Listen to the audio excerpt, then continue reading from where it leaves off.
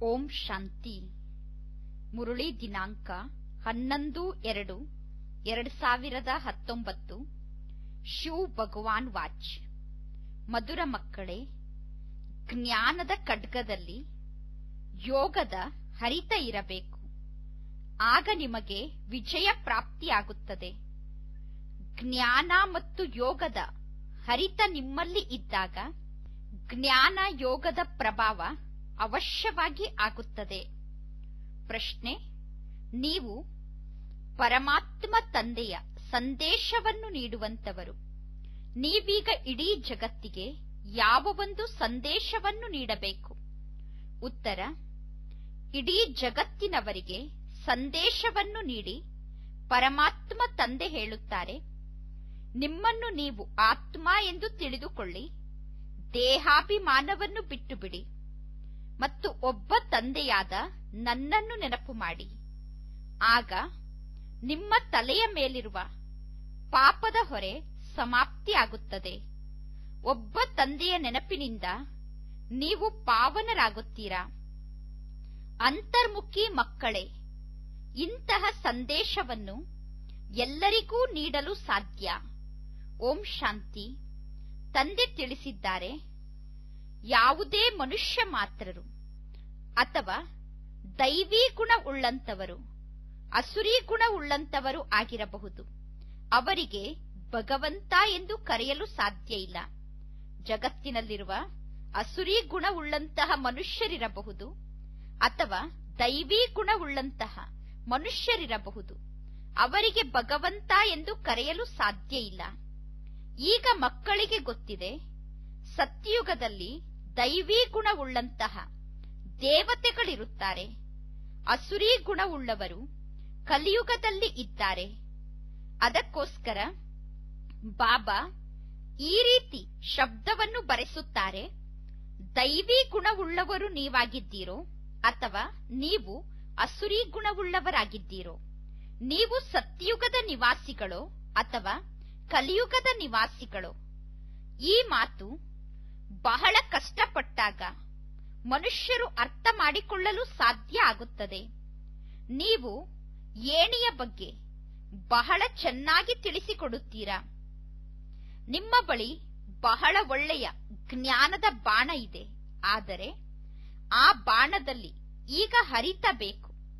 ಹೇಗೆ ಖಡ್ಗದಲ್ಲಿ ಹರಿತ ಇರುತ್ತದೆ, ಕೆಲವು ಖಡ್ಗಗಳು ಬಹಳಷ್ಟು ಹರಿತವುಳ್ಳಂತಹ ಖಡ್ಗ ಆಗಿರುತ್ತದೆ. ಹೇಗೆ ಗುರು ಗೋವಿಂದ ಸಿಂಗ್ ಅವರ ಖಡ್ಗವನ್ನು ವಿದೇಶಕ್ಕೆ ತೆಗೆದುಕೊಂಡು ಹೋದರು. ಆ ಖಡ್ಗವನ್ನು ತೆಗೆದುಕೊಂಡು ಹೋಗಿ ಎಲ್ಲಾ ಕಡೆ ಆ ಖಡ್ಗದ ಪರಿಕ್ರಮಣ ಮಾಡುತ್ತಾರೆ. ಆ ಖಡ್ಗವನ್ನು ಬಹಳಷ್ಟು ಸ್ವಚ್ಛವಾಗಿ ಇಡುತ್ತಾರೆ. ಕೆಲವು ಖಡ್ಗಗಳು 1 ರೂಪಾಯಿ 2 ರೂಪಾಯಿ ಬೆಲೆ ಬಾಳುವಂತದ್ದಾಗಿರುತ್ತದೆ. ಅದರಲ್ಲಿ ಹರಿತ ಕೂಡ ಅಷ್ಟೇ ಇರುತ್ತದೆ. ಕೆಲವು ಖಡ್ಗಗಳು ಬಹಳಷ್ಟು ತೀಕ್ಷ್ಣವಾಗಿ ಇರುತ್ತದೆ, ಅದರ ಬೆಲೆ ಜಾಸ್ತಿ ಇರುತ್ತದೆ. ಇಲ್ಲಿ ಮಕ್ಕಳು ಕೂಡ ಅದೇ ರೀತಿ. ಕೆಲವರಲ್ಲಿ ಬಹಳಷ್ಟು ಜ್ಞಾನ ಇದೆ, ಆದರೆ ಯೋಗದ ಹರಿತ ಕಡಿಮೆ ಇದೆ. ಯಾರು ಬಂಧನದಲ್ಲಿ ಇದ್ದಾರೋ, ಬಡವರಾಗಿದ್ದಾರೋ, ಅವರು ಶಿವತಂದೆಯನ್ನು ಬಹಳಷ್ಟು ನೆನಪು ಮಾಡುತ್ತಾರೆ. ಅವರಲ್ಲಿ ಜ್ಞಾನ ಕಡಿಮೆ ಇದೆ, ಆದರೆ ಯೋಗದ ಹರಿತ ಬಹಳಷ್ಟು ಇದೆ. ಅವರು ತಮೋ ಪ್ರಧಾನರಿಂದ ಸತೋ ಪ್ರಧಾನ ಆಗುತ್ತಿದ್ದಾರೆ. ಹೇಗೆ ಅರ್ಜುನ ಮತ್ತು ಏಕಲವ್ಯನ ಉದಾಹರಣೆಯನ್ನು ತೋರಿಸುತ್ತಾರೆ. ಏಕಲವ್ಯ ಬಾಣವನ್ನು ಹೊಡೆಯುವುದರಲ್ಲಿ ಅರ್ಜುನನಿಗಿಂತ ಬಹಳಷ್ಟು ತೀಕ್ಷ್ಣ ಇದ್ದ ಎಂದು. ಅರ್ಜುನ ಅಂದರೆ ಶಿವತಂದೆಯ ಮನೆಯಲ್ಲಿ ಇರುವಂತಹ ಮಕ್ಕಳು. ಅವರು ಪ್ರತಿದಿನ ಜ್ಞಾನವನ್ನು ಕೇಳುತ್ತಾರೆ. ಆದರೆ ಏಕಲವ್ಯ ಅಂದರೆ ಹೊರಗಿರುವಂತವರು. ಹೊರಗಿರುವ ಕೆಲವು ಮಕ್ಕಳು ಒಳಗಿರುವವರಿಗಿಂತ ಜ್ಞಾನದಲ್ಲಿ ಬಹಳ ತೀಕ್ಷ್ಣವಾಗಿ ಮುಂದೆ ಹೋಗುತ್ತಾರೆ. ಇದರಲ್ಲಿ ಜ್ಞಾನದ ಹರಿತ ಇದೆ. ಯಾರಲ್ಲಿ ಜ್ಞಾನದ ಹರಿತ ಇರುತ್ತದೆಯೋ ಅವರ ಮುಂದೆ ಎಲ್ಲರೂ ತಲೆಯನ್ನು ಬಾಗಬೇಕಾಗುತ್ತದೆ. ಇದು ನಾಟಕದಲ್ಲಿ ಮೊದಲೇ ಫಿಕ್ಸ್ ಆಗಿದೆ. ಕೆಲವರು ಫೇಲ್ ಆಗುತ್ತಾರೆ, ಅಥವಾ ದಿವಾಳಿ ಆಗುತ್ತಾರೆ. ಪ್ರತಿಯೊಬ್ಬರ ಅದೃಷ್ಟದ ಮೇಲೆ ಪ್ರತಿಯೊಂದು ಮಾತು ಆಧಾರಿತ ಆಗಿದೆ. ಜ್ಞಾನದ ಜೊತೆಗೆ ಯೋಗದ ಹರಿತ ಅವಶ್ಯವಾಗಿ ಇರಬೇಕು. ಯೋಗದ ಹರಿತ ಇಲ್ಲ ಅಂದರೆ ಅವರು ಕೇವಲ ಜ್ಞಾನವನ್ನು ಹೇಳುವಂತವರಾಗಿದ್ದಾರೆ. ಪಂಡಿತರ ಸಮಾನ ಜ್ಞಾನವನ್ನು ಹೇಳುವವರು, ಧಾರಣೆ ಮಾಡಿಕೊಂಡವರಲ್ಲ. ಮಕ್ಕಳು ಸ್ವಯಂ ಅನುಭವ ಮಾಡುತ್ತಾರೆ. ಕೆಲವರಿಗೆ ತಮ್ಮ ಪತಿಯ ಮೇಲೆ ಬಹಳಷ್ಟು ಪ್ರೀತಿ ಇರುತ್ತದೆ, ಇನ್ನು ಕೆಲವರಿಗೆ ಬೇರೆ ಸಂಬಂಧಿಗಳ ಮೇಲೆ ಪ್ರೀತಿ ಇರುತ್ತದೆ. ಅಂತವರು ಜ್ಞಾನದಲ್ಲೂ ಬಹಳ ತೀಕ್ಷ್ಣವಾಗಿ ಮುಂದೆ ಹೋಗುತ್ತಿರುತ್ತಾರೆ. ಆದರೆ ಆಂತರ್ಯದಲ್ಲಿ ಬಹಳಷ್ಟು ಕಿರಿಕಿರಿ ಆಗುತ್ತಿರುತ್ತದೆ, ಜಂಜಾಟದ ಅನುಭವ ಆಗುತ್ತಿರುತ್ತದೆ. ಇಲ್ಲಿ ಸಂಪೂರ್ಣ ಸಾಧಾರಣವಾಗಿರಬೇಕು. ಎಲ್ಲವನ್ನೂ ನೋಡುತ್ತಿದ್ದರೂ ನೋಡದಂತೆ ಇರಬೇಕು. ಒಬ್ಬ ತಂದೆಯ ಜೊತೆ ಪ್ರೀತಿಯನ್ನು ಜೋಡಣೆ ಮಾಡಬೇಕು. ಆಗ ಗಾಯನ ಮಾಡಲಾಗುತ್ತದೆ. ಕೈಯಿಂದ ಕೆಲಸ ಮಾಡುತ್ತಿದ್ದರೂ ಒಬ್ಬ ತಂದೆಯನ್ನು ನೆನಪು ಮಾಡುತ್ತಿರಬೇಕು. ಆಫೀಸ್ನಲ್ಲಿ ಕೆಲಸ ಮಾಡುತ್ತಿರುತ್ತೀರಾ? ಆಫೀಸ್ನಲ್ಲಿ ಕೆಲಸ ಮಾಡುತ್ತಿದ್ದರೂ ಕೂಡ ನಾನು ಆತ್ಮ ಅನ್ನುವ ನೆನಪು ಬುದ್ಧಿಯಲ್ಲಿರಬೇಕು. ತಂದೆ ಮಕ್ಕಳಿಗೆ ಆಜ್ಞೆಯನ್ನು ಕೊಟ್ಟಿದ್ದಾರೆ, ನೀವು ನನ್ನನ್ನು ನೆನಪು ಮಾಡುತ್ತಾ ಇರಿ. ಭಕ್ತಿ ಮಾರ್ಗದಲ್ಲೂ ಕೂಡ ಕೆಲಸ ಕಾರ್ಯವನ್ನು ಮಾಡುತ್ತಿದ್ದರೂ ಕೂಡ ತಮ್ಮ ಇಷ್ಟ ದೇವತೆಯನ್ನು ನೆನಪು ಮಾಡುತ್ತಾ ಇರುತ್ತಿದ್ದರು. ಅದು ಕಲ್ಲಿನ ಮೂರ್ತಿಯಾಗಿತ್ತು. ಆ ಮೂರ್ತಿಯಲ್ಲಿ ಆತ್ಮ ಕೂಡ ಇರಲಿಲ್ಲ. ಲಕ್ಷ್ಮೀ ನಾರಾಯಣರನ್ನು ಪೂಜೆ ಮಾಡುತ್ತಾರೆ. ಲಕ್ಷ್ಮೀ ನಾರಾಯಣರ ಮೂರ್ತಿ ಕೂಡ ಕಲ್ಲಿನ ಮೂರ್ತಿಯಾಗಿದೆ. ಆ ಮೂರ್ತಿಯಲ್ಲಿ ಆತ್ಮ ಎಲ್ಲಿದೆ ಎಂದು ಅವರನ್ನು ಕೇಳಬೇಕು. ಈಗ ನೀವು ತಿಳಿದುಕೊಂಡಿದ್ದೀರಾ. ಅವಶ್ಯವಾಗಿ ಅವರ ಹೆಸರು ರೂಪ ಇದೆ. ಈಗ ಪುನಃ ಯೋಗ ಬಲದಿಂದ ನಾವು ಪಾವನ ಆಗಿ ಈ ರೀತಿ ದೇವತೆಗಳಾಗುತ್ತಿದ್ದೇವೆ. ಗುರಿ ಉದ್ದೇಶ ಕೂಡ ಈಗ ನಮ್ಮ ಸಮ್ಮುಖದಲ್ಲಿ ಇದೆ. ಎರಡನೆಯ ಮಾತು ತಂದೆ ತಿಳಿಸುತ್ತಾರೆ, ಜ್ಞಾನದ ಸಾಗರ ನಾನಾಗಿದ್ದೇನೆ ಮತ್ತು ನೀವು ಜ್ಞಾನ ಗಂಗೆಯರು. ಈ ರೀತಿ ಜ್ಞಾನದ ಸಾಗರ ಮತ್ತು ಜ್ಞಾನ ಗಂಗೆಯರು ಕೇವಲ ಪುರುಷೋತ್ತಮ ಸಂಗಮ ಯುಗದಲ್ಲಿ ಮಾತ್ರ ಇರುತ್ತೀರಾ. ಇದೊಂದೇ ಸಮಯದಲ್ಲಿ ಸಾಗರ ಮತ್ತು ಗಂಗೆಯರ ಮಿಲನ ಆಗುತ್ತದೆ. ಜ್ಞಾನದ ಸಾಗರ ತಂದೆ ಬರುವುದೇ ಕಲ್ಪದ ಈ ಪುರುಷೋತ್ತಮ ಸಂಗಮ ಯುಗದಲ್ಲಿ. ತಂದೆ ಜ್ಞಾನದ ಸಾಗರ ನಿರಾಕಾರ ಪರಂಪಿತ ಪರಮಾತ್ಮ ಶಿವ ಆಗಿದ್ದಾರೆ. ಅವರಿಗೂ ಅವಶ್ಯವಾಗಿ ಶರೀರ ಅಂತೂ ಬೇಕು. ಶರೀರ ಇಲ್ಲದೆ ತಂದೆ ಹೇಗೆ ಮಾತನಾಡಲು ಸಾಧ್ಯ? ಇನ್ನು ಇಲ್ಲಿ ನೀರಿನ ಮಾತಂತೂ ಇಲ್ಲ. ಈಗ ನಿಮಗೆ ಜ್ಞಾನ ಸಿಗುತ್ತಾ ಇದೆ. ಸಂಗಮ ಯುಗದಲ್ಲೇ ನಿಮಗೆ ಜ್ಞಾನ ಸಿಗುತ್ತದೆ. ಉಳಿದ ಎಲ್ಲಾ ವ್ಯಕ್ತಿಗಳು ಭಕ್ತಿಯನ್ನು ಮಾಡುತ್ತಿದ್ದಾರೆ. ಭಕ್ತಿ ಮಾರ್ಗದಲ್ಲಿ ಇರುವಂತವರು ಗಂಗೆಯಲ್ಲಿ ಹೋಗಿ ನೀರಿನ ಪೂಜೆಯನ್ನು ಮಾಡುತ್ತಾರೆ. ಪತಿತ ಪಾವನ ಅಂತೂ ಒಬ್ಬ ಶಿವತಂದೆ ಆಗಿದ್ದಾರೆ. ಆ ಶಿವತಂದೆ ಒಂದೇ ಬಾರಿ ಬರುತ್ತಾರೆ. ಯಾವಾಗ ಈ ಹಳೆಯ ಜಗತ್ತು ಪರಿವರ್ತನೆ ಆಗಬೇಕೋ ಆ ಸಮಯದಲ್ಲಿ ತಂದೆ ಬರುತ್ತಾರೆ. ಈ ಮಾತನ್ನು ಯಾರಿಗಾದರೂ ನೀವು ತಿಳಿಸಬೇಕು ಅಂದರೆ ನಿಮ್ಮ ಬುದ್ಧಿಯಲ್ಲಿ ಜ್ಞಾನ ಇರಬೇಕು. ನೀವು ಏಕಾಂತದಲ್ಲಿ ಕುಳಿತು ವಿಚಾರ ಸಾಗರ ಮಂಥನ ಮಾಡಬೇಕು. ಮನುಷ್ಯರಿಗೆ ಅರ್ಥ ಆಗುವಂತೆ ನಾವು ಯಾವ ಶಬ್ದವನ್ನು ಬರೆಯಬೇಕು ಎಂದು ವಿಚಾರ ಮಾಡಿ. ಜ್ಞಾನದ ಸಾಗರ ಪರಂಪಿತ ಪರಮಾತ್ಮ ಶಿವ ಒಬ್ಬರೇ ಆಗಿದ್ದಾರೆ ಎಂದು ಬರೆಯಿರಿ. ಯಾವಾಗ ಪರಮಾತ್ಮ ತಂದೆ ಇಲ್ಲಿಗೆ ಬರುತ್ತಾರೋ ಅವರು ಬಂದ ನಂತರ ಅವರ ಮಕ್ಕಳು ಅಂದರೆ ಬ್ರಹ್ಮ ಕುಮಾರ್ ಕುಮಾರಿಯರು ತಯಾರಾಗುತ್ತಾರೆ. ಜ್ಞಾನವನ್ನು ಧಾರಣೆ ಮಾಡಿಕೊಂಡು ನೀವು ಜ್ಞಾನ ಗಂಗೆಯರಾಗುತ್ತೀರಾ. ಅನೇಕ ಜ್ಞಾನ ಗಂಗೆಯರು ಇದ್ದಾರೆ. ಅವರು ಜ್ಞಾನವನ್ನು ಅನೇಕರಿಗೆ ತಿಳಿಸುತ್ತಿದ್ದಾರೆ. ಜ್ಞಾನ ಗಂಗೆಯರೇ ಸದ್ಗತಿಯನ್ನು ನೀಡಲು ಸಾಧ್ಯ. ನೀರಿನಲ್ಲಿ ಸ್ನಾನ ಮಾಡುವುದರಿಂದ ಯಾರೂ ಪಾವನ ಆಗಲು ಸಾಧ್ಯ ಇಲ್ಲ. ಜ್ಞಾನ ಸಂಗಮ ಯುಗದಲ್ಲೇ ಪ್ರಾಪ್ತಿಯಾಗುತ್ತದೆ. ಈ ಜ್ಞಾನವನ್ನು ತಿಳಿಸಲು ಯುಕ್ತಿ ಗೊತ್ತಿರಬೇಕು. ಬಹಳಷ್ಟು ಅಂತರ್ಮುಖಿಗಳಾಗಿ ಇರಬೇಕು. ಶರೀರದ ಅಭಿಮಾನವನ್ನು ಬಿಟ್ಟು ತಮ್ಮನ್ನು ಆತ್ಮ ಎಂದು ತಿಳಿದುಕೊಳ್ಳಬೇಕು. ಈ ಸಮಯದಲ್ಲಿ ಹೇಳುತ್ತೀರಾ, ನಾವು ಪುರುಷಾರ್ಥಿಗಳಾಗಿದ್ದೇವೆ. ತಂದೆಯನ್ನು ನೆನಪು ಮಾಡುತ್ತಾ ಯಾವಾಗ ನಮ್ಮ ಪಾಪ ಸಮಾಪ್ತಿಯಾಗುತ್ತದೆಯೋ ಆಗ ಯುದ್ಧ ಪ್ರಾರಂಭ ಆಗುತ್ತದೆ. ಯುದ್ಧ ಪ್ರಾರಂಭ ಆಗುವುದಕ್ಕಿಂತ ಮೊದಲೇ ಎಲ್ಲರಿಗೂ ಸಂದೇಶ ಸಿಗಬೇಕು. ಸಂದೇಶವನ್ನು ಶಿವತಂದೆ ನಮಗೆ ನೀಡುತ್ತಿದ್ದಾರೆ. ಪರಮಾತ್ಮ ತಂದೆಗೆ ಸಂದೇಶವನ್ನು ನೀಡುವವರು ಎಂದು ಕರೆಯಲಾಗುತ್ತದೆ. ನೀವು ತಂದೆಯ ಸಂದೇಶವನ್ನು ಎಲ್ಲರಿಗೂ ತಲುಪಿಸುತ್ತೀರಾ.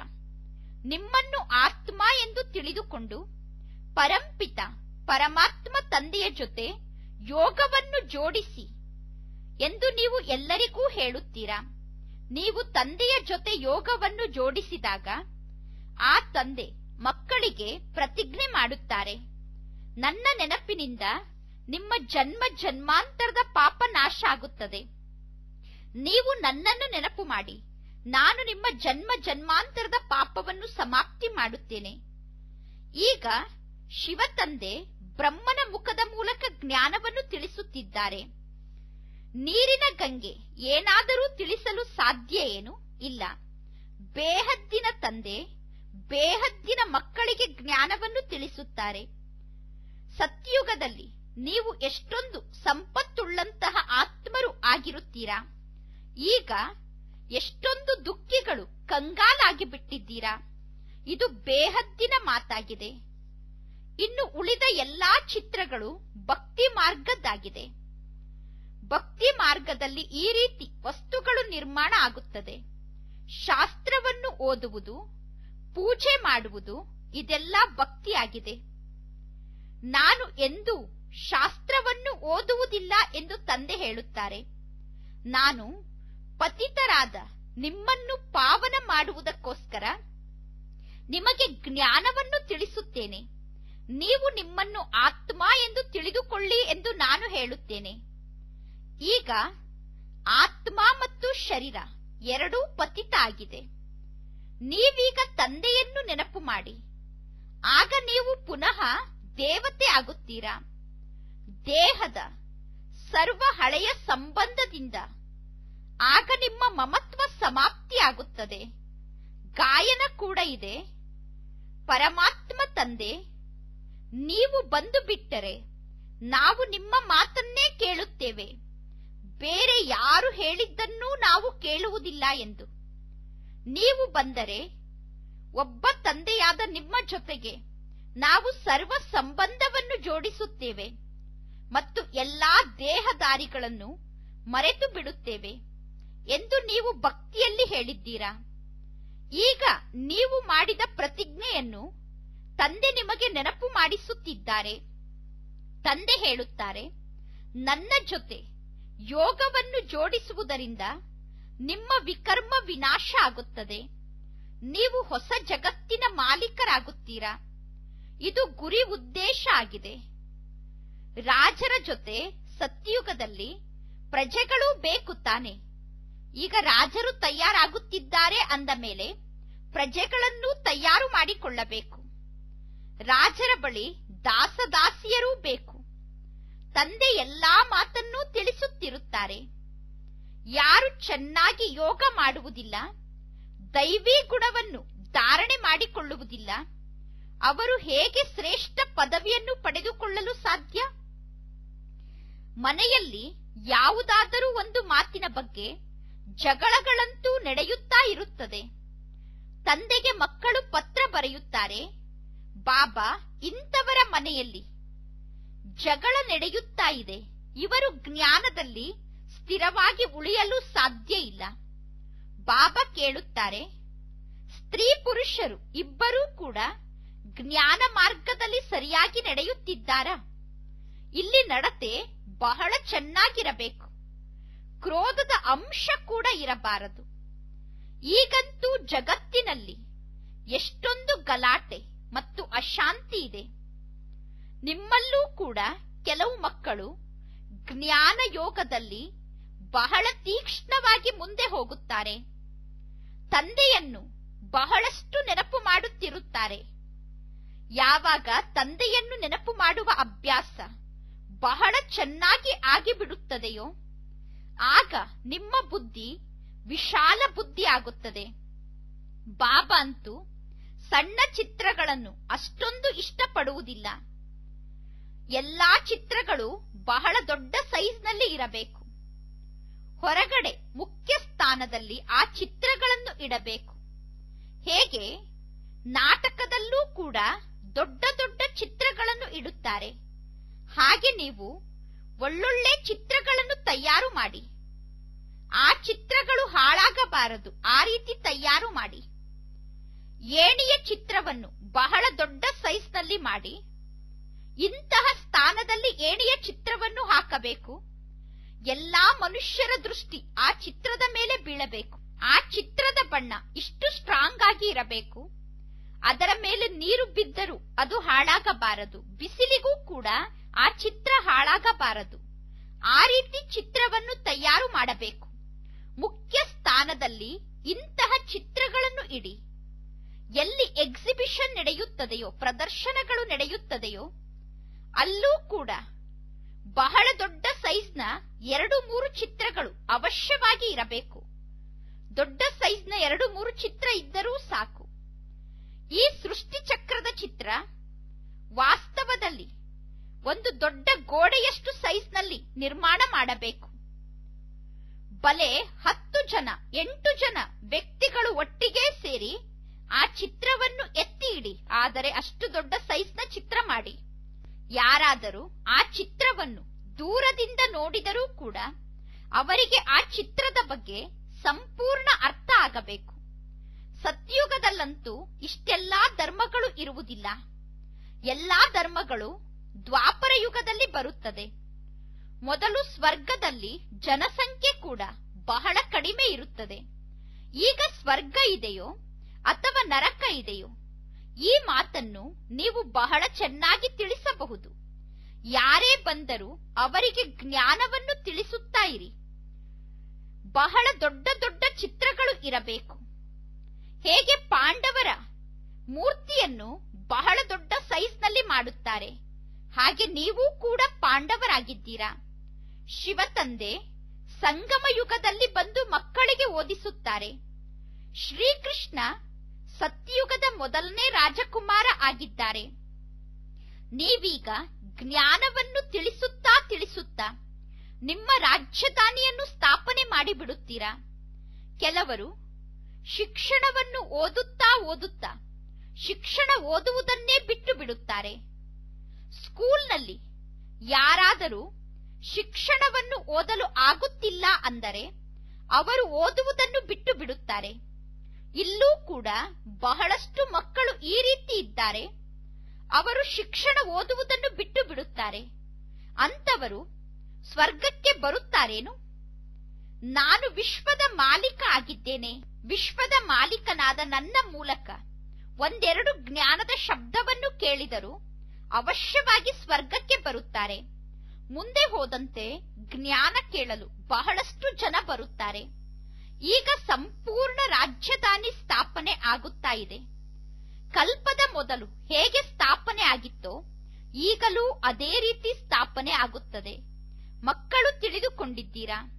ನಾವು ಅನೇಕ ಬಾರಿ ತಂದೆಯಿಂದ ರಾಜ್ಯವನ್ನು ಪಡೆದುಕೊಂಡಿದ್ದೆವು, ಪುನಃ ರಾಜ್ಯವನ್ನು ಕಳೆದುಕೊಳ್ಳುತ್ತೇವೆ. ಮೊದಲು ವಜ್ರ ಸಮಾನ ಆಗಿದ್ದ ನಾವು ಪುನಃ ಕವಡೆಯ ಸಮಾನ ಆಗುತ್ತೇವೆ. ಭಾರತ ಮೊದಲು ವಜ್ರ ಸಮಾನ ಆಗಿತ್ತು. ಈಗ ನೋಡಿ ಭಾರತದ ಪರಿಸ್ಥಿತಿ ಏನಾಗಿದೆ. ಈಗ ಪುನಃ ಭಾರತ ವಜ್ರ ಸಮಾನ ಆಗುತ್ತದೆ. ಈಗ ನಾವು ಪುರುಷೋತ್ತಮ ಸಂಗಮ ಯುಗದಲ್ಲಿ ಇದ್ದೇವೆ. ಇದಕ್ಕೆ ಪುರುಷೋತ್ತಮ ಸಂಗಮ ಯುಗ ಎಂದು ಕರೆಯಲಾಗುತ್ತದೆ. ಉತ್ತಮರಲ್ಲಿ ಉತ್ತಮ ಪುರುಷರೂ ಕೂಡ ಇದ್ದಾರೆ. ಈಗ ಬಹಳಷ್ಟು ಉತ್ತಮ ಪುರುಷರೂ ಇದ್ದಾರೆ. ಇನ್ನು ಜಗತ್ತಿನಲ್ಲಿ ಇರುವವರೆಲ್ಲ ಕನಿಷ್ಠ ಪುರುಷರಾಗಿದ್ದಾರೆ.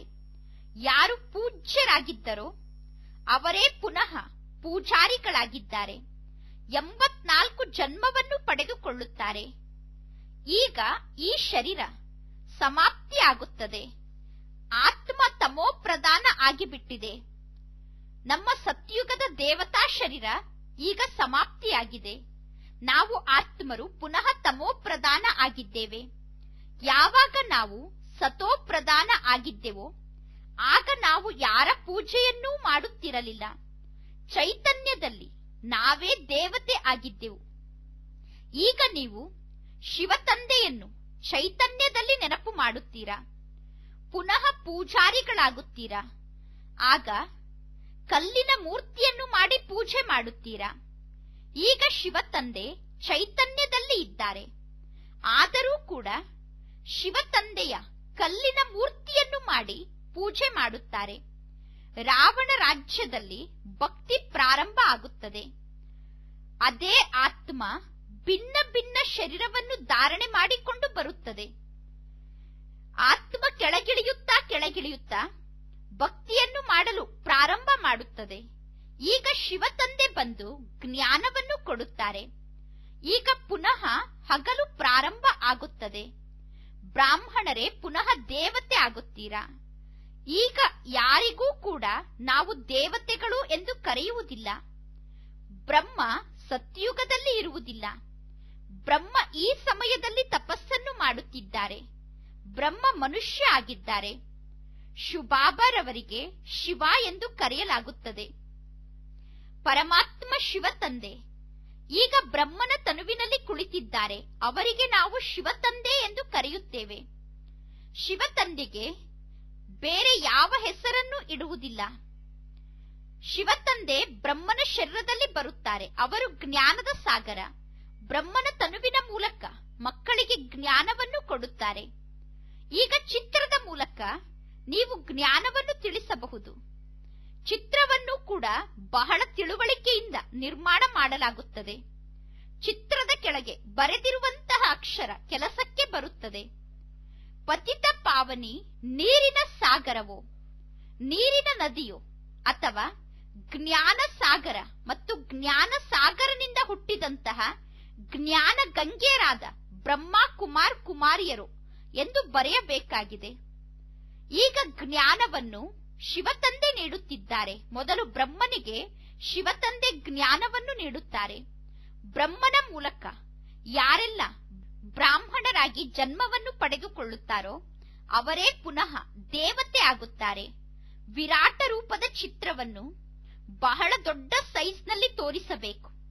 ಇದು ಮುಖ್ಯ ಚಿತ್ರ ಆಗಿದೆ. ತಂದೆ ತಿಳಿಸುತ್ತಾರೆ, ಮಧುರ ಮಕ್ಕಳೇ, ಈಗ ನಿಮ್ಮ ಬುದ್ಧಿ ಪವಿತ್ರ ಬುದ್ಧಿ ಆಗಬೇಕು. ಯಾವಾಗ ಬಾಬಾ ನೋಡುತ್ತಾರೆ ಈ ಮಕ್ಕಳ ದೃಷ್ಟಿ ಅಪವಿತ್ರ ದೃಷ್ಟಿಯಾಗಿದೆ, ಇವರು ಜ್ಞಾನ ಮಾರ್ಗದಲ್ಲಿ ನಡೆಯಲು ಸಾಧ್ಯ ಇಲ್ಲ ಎಂದು ಬಾಬಾರವರಿಗೆ ಗೊತ್ತಾಗುತ್ತದೆ. ಆತ್ಮ ಯಾವಾಗ ತ್ರಿಕಾಲದರ್ಶಿ ಆಗುತ್ತದೆಯೋ ಆಗ ಜ್ಞಾನವನ್ನು ಅರ್ಥ ಮಾಡಿಕೊಳ್ಳುತ್ತದೆ. ಎಲ್ಲೋ ಕೆಲವರು ಈ ರೀತಿ ತ್ರಿಕಾಲದರ್ಶಿಗಳಾಗುತ್ತಾರೆ. ಬಹಳಷ್ಟು ಜನ ಬುದ್ಧುಗಳಾಗಿದ್ದಾರೆ. ಅವರು ತಂದೆಗೆ ಡೈವರ್ಸ್ ಕೊಟ್ಟು ಬಿಡುತ್ತಾರೆ. ಈಗ ಮಕ್ಕಳು ತಿಳಿದುಕೊಂಡಿದ್ದೀರಾ, ರಾಜಧಾನಿ ಸ್ಥಾಪನೆ ಆಗುತ್ತಾ ಇದೆ. ಇಲ್ಲಿ ಎಲ್ಲಾ ಪ್ರಕಾರದ ಆತ್ಮರೂ ಬೇಕು. ಅಂತ್ಯದಲ್ಲಿ ಎಲ್ಲವೂ ಸಾಕ್ಷಾತ್ಕಾರ ಆಗುತ್ತದೆ.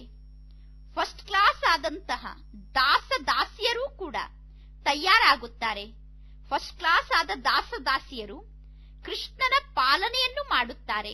ಇನ್ನು ಪಾತ್ರೆಯನ್ನು ತೊಳೆಯುವಂತಹ ದಾಸಿಯರೂ ಇದ್ದಾರೆ, ಅಡಿಗೆ ಮಾಡುವ ದಾಸಿಯರೂ ಇದ್ದಾರೆ, ಮನೆಯನ್ನು ಕ್ಲೀನ್ ಮಾಡುವಂತಹ ದಾಸಿಯರು, ಎಲ್ಲಾ ಪ್ರಕಾರದ ದಾಸಿಯರು ಇರುತ್ತಾರೆ. ಎಲ್ಲರೂ ಇಲ್ಲೇ ತಯಾರಾಗುತ್ತಿದ್ದಾರೆ. ಫಸ್ಟ್ ನಂಬರ್ನ ದಾಸ ದಾಸಿಯರು ಕೂಡ ಒಳ್ಳೆಯ ಪದವಿಯನ್ನು ಪಡೆದುಕೊಳ್ಳುತ್ತಾರೆ. ಅವರನ್ನು ನೋಡಿದಾಗ ಅನುಭವ ಆಗುತ್ತದೆ. ಬಾಬಾರವರಿಗೆ ಮಕ್ಕಳನ್ನು ನೋಡಿದಾಗ ಮಕ್ಕಳ ಮೂಲಕ ಅನುಭವ ಆಗುತ್ತದೆ. ಇವರು ಬಹಳ ಚೆನ್ನಾಗಿ ಮುರುಳಿಯನ್ನು ನುಡಿಸುತ್ತಾರೆ. ಆದರೆ ಈ ಮಕ್ಕಳಲ್ಲಿ ಯೋಗ ಕಡಿಮೆ ಇದೆ. ಕೆಲವರು ಪತ್ನಿಯರು ಪತಿಗಿಂತ ಪುರುಷಾರ್ಥದಲ್ಲಿ ಬಹಳ ತೀಕ್ಷ್ಣವಾಗಿ ಮುಂದೆ ಹೋಗುತ್ತಾರೆ. ಸ್ತ್ರೀ ಪುರುಷರಲ್ಲಿ ಒಬ್ಬರು ಜ್ಞಾನ ಮಾರ್ಗದಲ್ಲಿ ಇದ್ದಾರೆ. ಅವರು ತಂದೆಗೆ ಹೇಳುತ್ತಾರೆ, ಬಾಬಾ, ನಮ್ಮ ಗಾಡಿಯ ಇನ್ನೊಂದು ಚಕ್ರ ಸರಿ ಇಲ್ಲ. ತಂದೆ ಹೇಳುತ್ತಾರೆ, ಒಬ್ಬರು ಇನ್ನೊಬ್ಬರಿಗೆ ಎಚ್ಚರಿಕೆ ಕೊಡಬೇಕು. ಇದು ಪ್ರವೃತ್ತಿ ಮಾರ್ಗ ಆಗಿದೆ. ಜೋಡಿ ಒಂದೇ ಸಮಾನ ಇರಬೇಕು. ನಿಮ್ಮ ಜೊತೆಗಾರರನ್ನು ನಿಮ್ಮ ಸಮಾನ ಮಾಡಿಕೊಳ್ಳಬೇಕು. ಅಂತ್ಯದಲ್ಲಿ ಎಲ್ಲರೂ ಈ ಜಗತ್ತನ್ನೇ ಮರೆತು ಬಿಡುತ್ತಾರೆ. ನೀವೀಗ ತಿಳಿದುಕೊಂಡಿದ್ದೀರಾ, ನಾವು ಹಂಸ ಆಗಿದ್ದೇವೆ, ಇವರು ಬಕಪಕ್ಷಿ ಆಗಿದ್ದಾರೆ. ಕೆಲವರಲ್ಲಿ ಕೆಲವು ಅವಗುಣ ಇದ್ದರೆ ಇನ್ನು ಕೆಲವರಲ್ಲಿ ಇನ್ನು ಕೆಲವು ಅವಗುಣ ಇರುತ್ತದೆ. ಬಹಳಷ್ಟು ಜಗಳ ಕೂಡ ನಡೆಯುತ್ತಿರುತ್ತದೆ. ಬಹಳಷ್ಟು ಪರಿಶ್ರಮ ಪಡಬೇಕು. ಆದರೆ ಇದು ಬಹಳ ಸಹಜವಾದ ಮಾರ್ಗ ಆಗಿದೆ. ಸೆಕೆಂಡ್ನಲ್ಲಿ ಜೀವನ್ಮುಕ್ತಿ ಸಿಗುತ್ತದೆ. ಕವಡೆಯಷ್ಟು ಖರ್ಚು ಮಾಡದೆ ನೀವು ಶ್ರೇಷ್ಠ ಪದವಿಯನ್ನು ಪಡೆದುಕೊಳ್ಳಬಹುದು. ಯಾರು ಬಡವರಾಗಿದ್ದಾರೋ ಅವರು ಬಹಳ ಚೆನ್ನಾಗಿ ಸೇವೆ ಮಾಡುತ್ತಾರೆ. ಈಗ ಇದಂತೂ ನಿಮಗೆ ಗೊತ್ತಿದೆ, ಯಾರ್ಯಾರು ಬಾಬಾರವರ ಬಳಿ ಖಾಲಿ ಕೈಯಿಂದ ಬಂದಿದ್ದಾರೆ ಎಂದು. ಬಹಳಷ್ಟು ಮಕ್ಕಳು ಎಲ್ಲವನ್ನೂ ತೆಗೆದುಕೊಂಡು ಬಂದವರು ಇಂದು ಜ್ಞಾನ ಮಾರ್ಗದಲ್ಲಿ ಉಳಿದುಕೊಂಡಿಲ್ಲ. ಬಡವರು ಬಹಳ ಶ್ರೇಷ್ಠ ಪದವಿಯನ್ನು ಪಡೆದುಕೊಳ್ಳುತ್ತಿದ್ದಾರೆ. ಒಳ್ಳೆಯದು. ಮಧುರಾತಿ ಮಧುರ. ಅಗಲಿ ಹೋಗಿ ಮರಳಿ ಸಿಕ್ಕಿರುವ ಮಕ್ಕಳ ಪ್ರತಿ ಮಾತ್ಪಿತಾ ಬಾಪ್ತಾದರವರ ನೆನಪು, ಪ್ರೀತಿ ಹಾಗೂ ಸುಪ್ರಭಾತ. ಆತ್ಮಿಕ ಮಕ್ಕಳಿಗೆ ಆತ್ಮಿಕ ತಂದೆಯ ನಮಸ್ತೆ. ಆತ್ಮಿಕ ತಂದೆಗೆ ಆತ್ಮಿಕ ಮಕ್ಕಳ ನೆನಪು, ಪ್ರೀತಿ ಹಾಗೂ ನಮಸ್ತೆ ನಮಸ್ತೆ ನಮಸ್ತೆ. ಧಾರಣೆಗೋಸ್ಕರ ಮುಖ್ಯ ಸಾರ.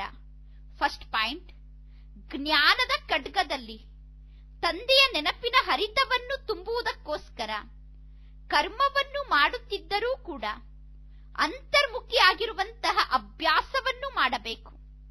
ನಾನು ಆತ್ಮನಾಗಿದ್ದೇನೆ ಅನ್ನುವ ಸ್ಥಿತಿಯಲ್ಲಿ ಸ್ಥಿತ ಆಗಬೇಕು.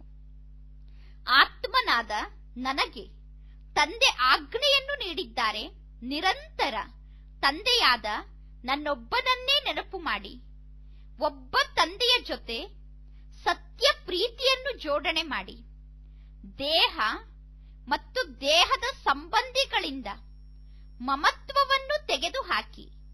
ಸೆಕೆಂಡ್ ಪಾಯಿಂಟ್, ಪ್ರವೃತ್ತಿಯಲ್ಲಿ ಇದ್ದರೂ ಕೂಡ ಒಬ್ಬರು ಇನ್ನೊಬ್ಬರಿಗೆ ಎಚ್ಚರಿಕೆಯನ್ನು ಕೊಟ್ಟು ಹಂಸ ಆಗಿ ಶ್ರೇಷ್ಠ ಪದವಿಯನ್ನು ಪಡೆದುಕೊಳ್ಳಬೇಕು.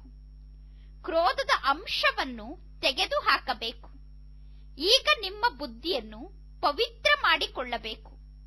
ವರದಾನ, ತೀವ್ರ ಪುರುಷಾರ್ಥದ ಮೂಲಕ ಎಲ್ಲಾ ಬಂಧನಗಳನ್ನು ದಾಟಿ ಮನೋರಂಜನೆಯ ಅನುಭವ ಮಾಡುವಂತಹ ಡಬಲ್ ಲೈಟ್ ಆಗಿ. ಕೆಲವು ಮಕ್ಕಳು ಹೇಳುತ್ತಾರೆ, ಹಾಗೆ ನೋಡಿದರೆ ನಾನು ಸರಿ ಇದ್ದೇನೆ, ಆದರೆ ಇವರ ಈ ಸಂಸ್ಕಾರದ ಕಾರಣ ನಾನು ಬಂಧನದಲ್ಲಿ ಸಿಕ್ಕಿ ಹಾಕಿಕೊಳ್ಳಬೇಕಾಗಿದೆ. ಈ ವ್ಯಕ್ತಿಯ ಬಂಧನ ನನಗಿದೆ, ಈ ವಾತಾವರಣದ ಬಂಧನ ಇದೆ, ಸಂಸ್ಕಾರದ ಬಂಧನ ಇದೆ ಎಂದು ಹೇಳುತ್ತಾರೆ. ಆದರೆ ಕಾರಣ ಏನು ಬೇಕಾದರೂ ಆಗಿರಬಹುದು, ಎಂತಹ ಪರಿಸ್ಥಿತಿ ಬೇಕಾದರೂ ಇರಬಹುದು. ತೀವ್ರ ಪುರುಷಾರ್ಥಿಗಳು ಈ ಎಲ್ಲಾ ಮಾತುಗಳನ್ನು ಹೇಗೆ ದಾಟಿ ಮುಂದೆ ಹೋಗುತ್ತಾರೆ ಅಂದರೆ, ಯಾವುದೇ ಮಾತು, ಯಾವುದೇ ಪರಿಸ್ಥಿತಿಯೇ ಇಲ್ಲ ಎಂದು ಅನುಭವ ಮಾಡುತ್ತಾರೆ. ಅವರು ಸದಾ ಪರಿಸ್ಥಿತಿಯನ್ನು ಮನೋರಂಜನೆ ಎಂದು ಅನುಭವ ಮಾಡುತ್ತಿರುತ್ತಾರೆ. ಇಂತಹ ಸ್ಥಿತಿಗೆ ಹೇಳಲಾಗುತ್ತದೆ ಹಾರುವ ಕಲೆಯ ಸ್ಥಿತಿ ಎಂದು. ಮತ್ತು ಹಾರುವ ಕಲೆಯ ಸಂಕೇತ ಆಗಿದೆ ಡಬ್ಬಲ್ ಲೈಟ್ ಆಗಿ ಇರುವುದು. ಹಾರುವ ಕಲೆಯಲ್ಲಿ ಇರುವಂತಹ ಡಬ್ಬಲ್ ಲೈಟ್ ಆದಂತಹ ಆತ್ಮರು ಎಂದೂ ಯಾವುದೇ ಪ್ರಕಾರದ ಹೊರೆಯ ಅನುಭವವನ್ನು ಮಾಡಿ ಏರುಪೇರಿನಲ್ಲಿ ಬರಲು ಸಾಧ್ಯ ಇಲ್ಲ. ಶ್ಲೋಗನ್, ಪ್ರತಿಯೊಂದು ಗುಣ ಅಥವಾ ಜ್ಞಾನದ ಮಾತನ್ನು ನಿಮ್ಮ ನಿಜವಾದ ಸಂಸ್ಕಾರವನ್ನಾಗಿ ಮಾಡಿಕೊಳ್ಳಿ. ಒಳ್ಳೆಯದು. ಓಂ ಶಾಂತಿ.